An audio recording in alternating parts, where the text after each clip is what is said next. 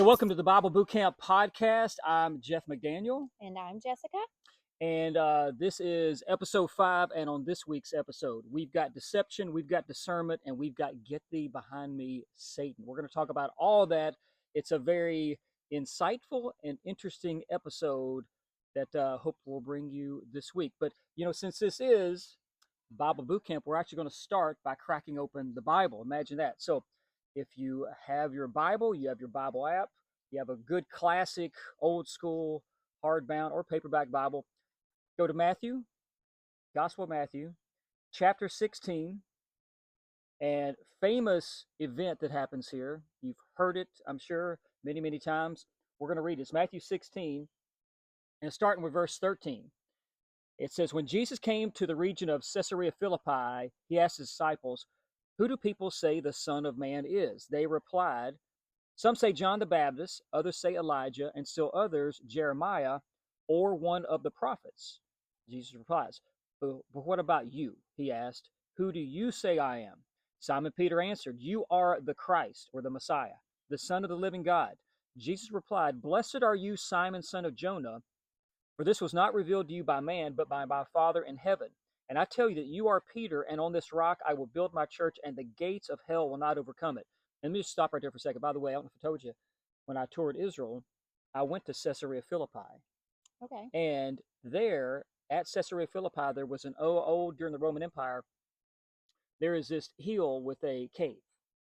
And there was originally a temple to the god Pan. And Pan is another one, just another, it's Roman mythology, but these all link back to fallen angels. And what people would do is they would come up here and they would dedicate their children to Pan. And inside this cave, there's a little creek, a stream, and they would put their babies in a basket and send it down.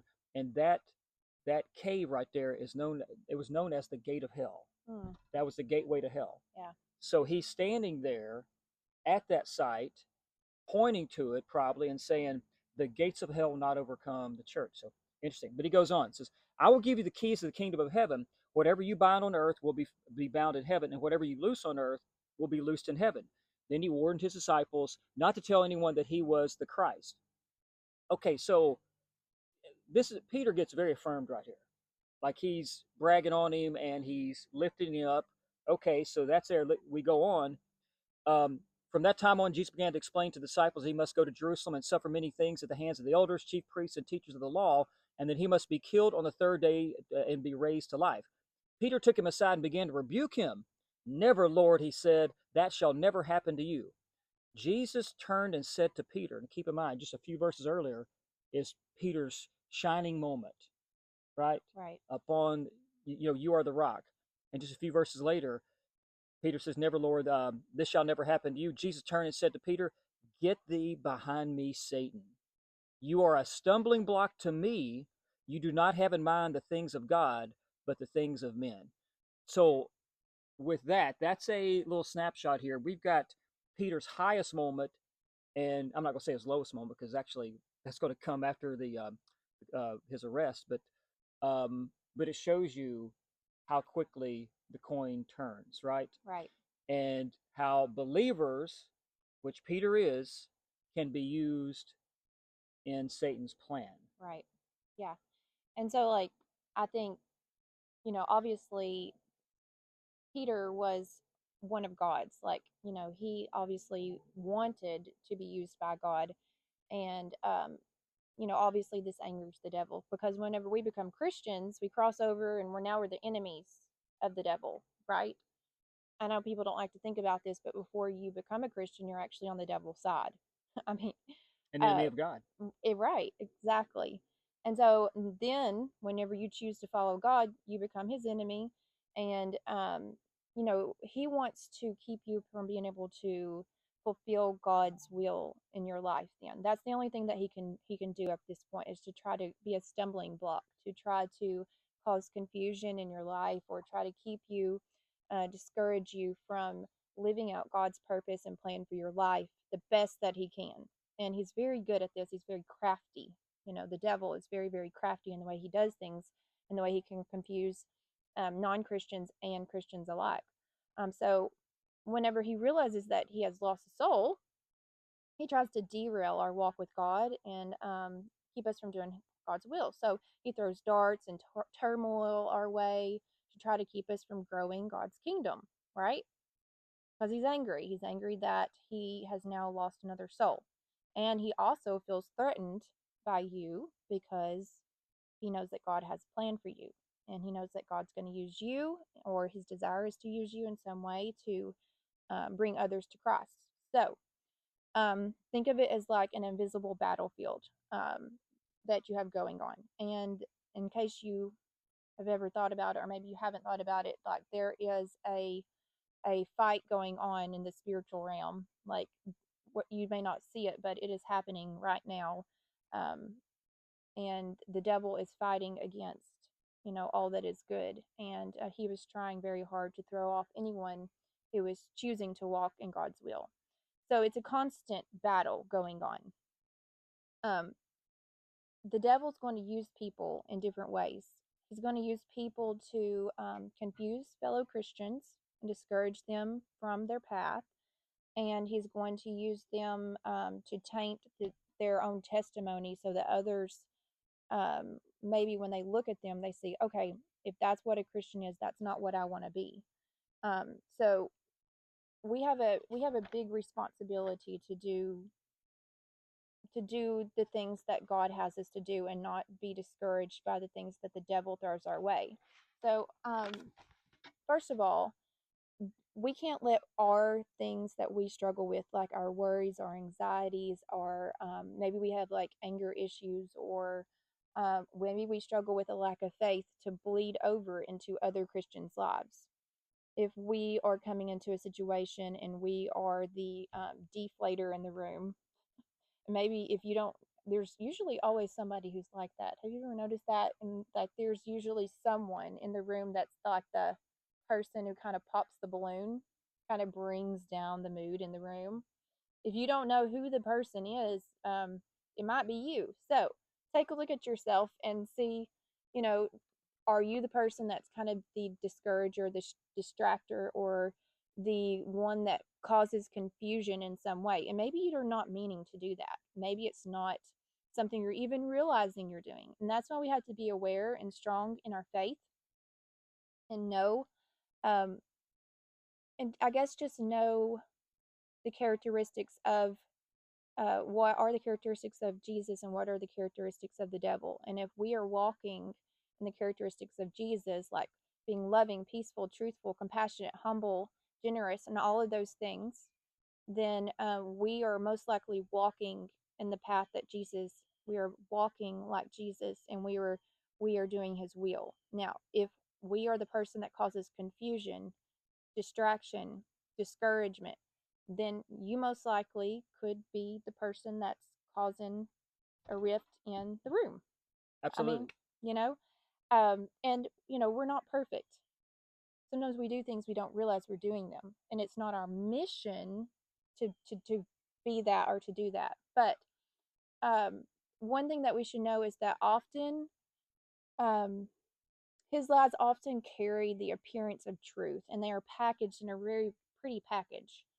And it's not always so very obvious when the devil is trying to do something or deceive someone. It often is put into a form in which it might even look, um, what's the word?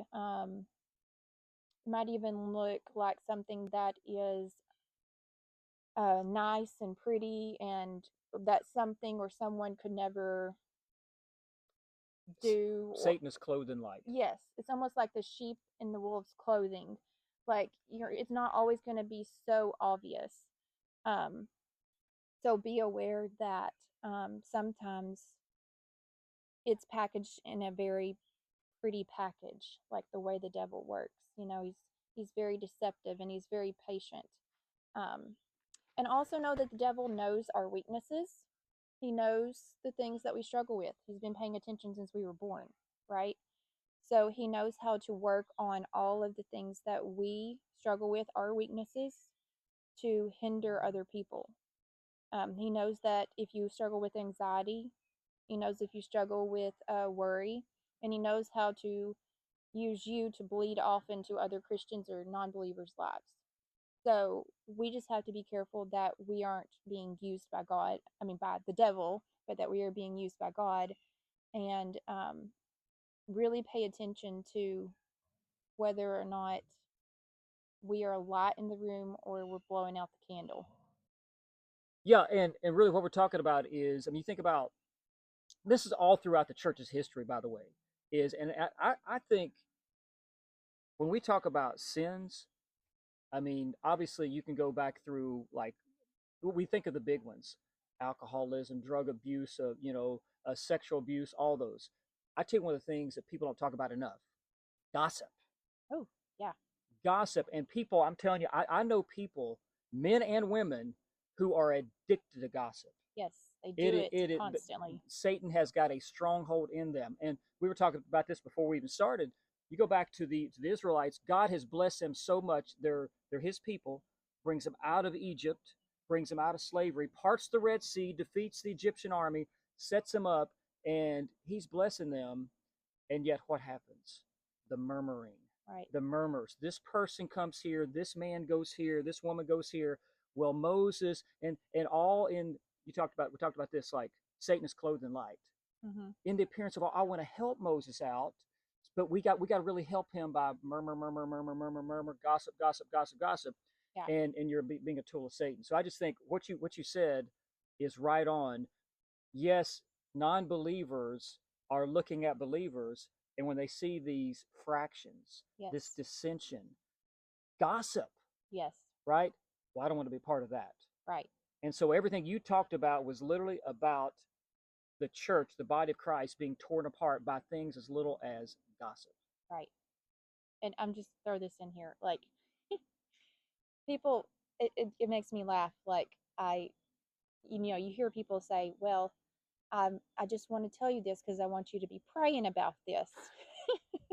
I'm telling you this so we can be Yeah. praying. Oh, yeah. Okay, Yeah. so are you really telling someone so that they can be praying, or is it a way that you feel less guilty about telling them this? Or God knows your heart. So if you're telling somebody something because you have got to tell someone because you got something juicy to say, and you just cover it with, I want us to be praying about this, I just want you to know to be praying about this, then you know what you're doing, and so does God. So you can't cover your sin.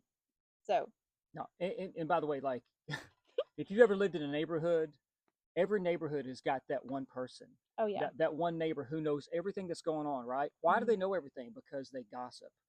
They're in every person's life, and they would say, well, I just really want the best for that person, and I just want to help them out. And oh, did you know this happened? And so's husband did this. And it's like, yeah, that is. So this goes back to what we talked about at the start. Peter gets this kind of crowning moment where he's affirmed, and just a few verses later, he is a tool of Satan. Yes. And that's what's happening with believers and what you're talking about. I see you got a verse over here, resist the devil and he will flee from you. That's to believers. That's to the church. Yeah. Yeah, and it can come in, that can mean a lot of different things, like different forms, whether it 100%. be something you struggle with, as far as, like you said, gossip, or anxiety, or believing lies, or being absorbed into the wrong crowd, or maybe being that person that is a um, negative person in like the room. Mm-hmm. Or maybe it's like if you're at the grocery store and you're having a bad day and you really inwardly want to be ugly to the cashier, you know like you have that feeling of like you're just not in a good mood, and she's moving like as slow as molasses, and you're just ready to leave. And I thought you were going with a personal story here from your past. I thought that no, is no, no, no, no, no, no, no. different episode for that Yeah, one. no, different oh man, yeah, we could, yes. but Okay. but relevant, Relevant, right? Okay. but like, you don't know how many people are watching you. Like, we're only human and we're going to make mistakes. God knows that.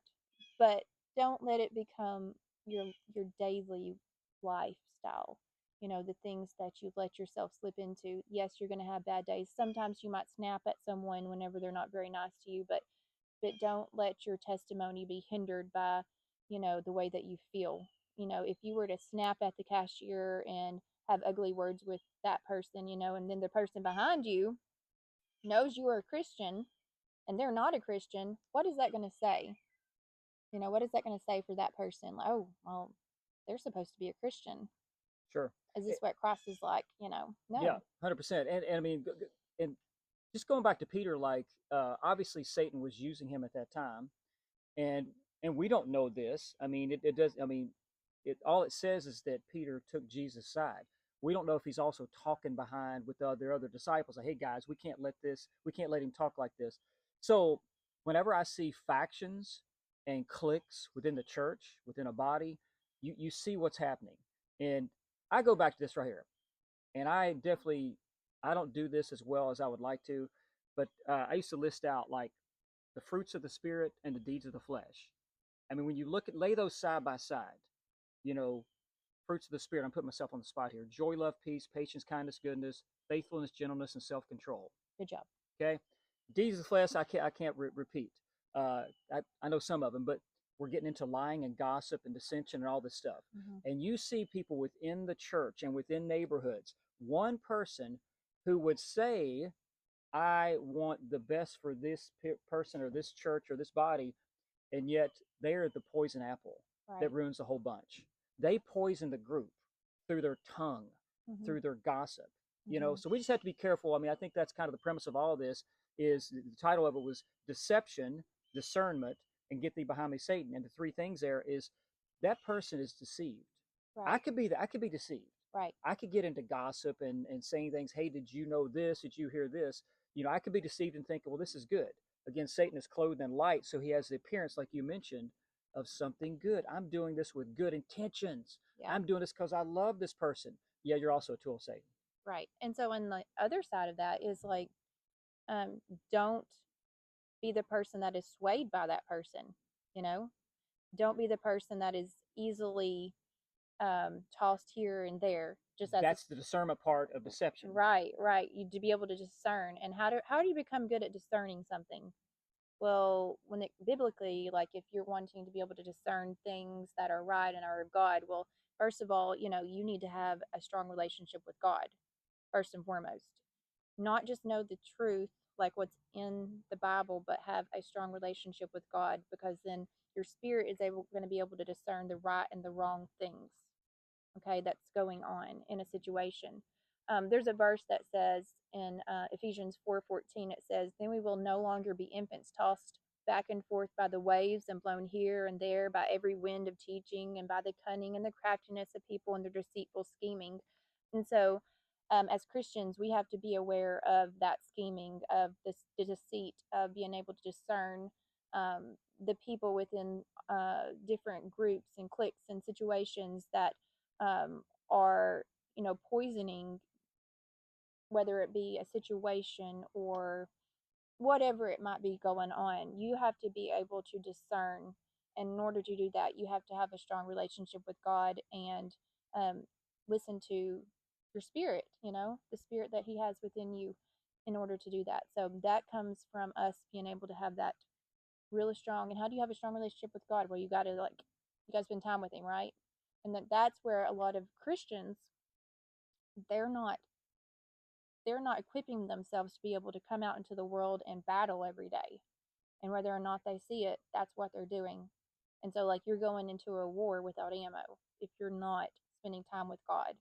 Because if you're a Christian, you're an enemy of the devil. And if you want to have that protection and that help from God, then you're going to have to spend time, get that ammunition, and be able to adequately fight that battle. So, Love it. It's good stuff. And by the way, like one more thing, just on the discernment. yeah. If we're going to be Christ-like, okay, look at what happened in this passage that kind of kicked off this episode. Uh, Peter pulls him aside, is talking to him out of concern, Mm-hmm. and obviously Christ is the most Christ-like because Right. he is Christ. Discernment.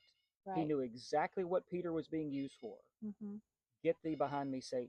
And so obviously we're not Jesus Christ, but we have his spirit in us and we can pray for that kind of discernment. So anyway, there's the dogs just cheering us on and all. Well, hey, by the way, one more thing here before we jump off. This is the second week in a row that you have chosen the topic. Like you chose last week's and this week. So we're kind of doing this, what happens throughout the week. Yeah. She's chosen this one, but if you want to submit a topic for us to talk about, be glad to. Sure.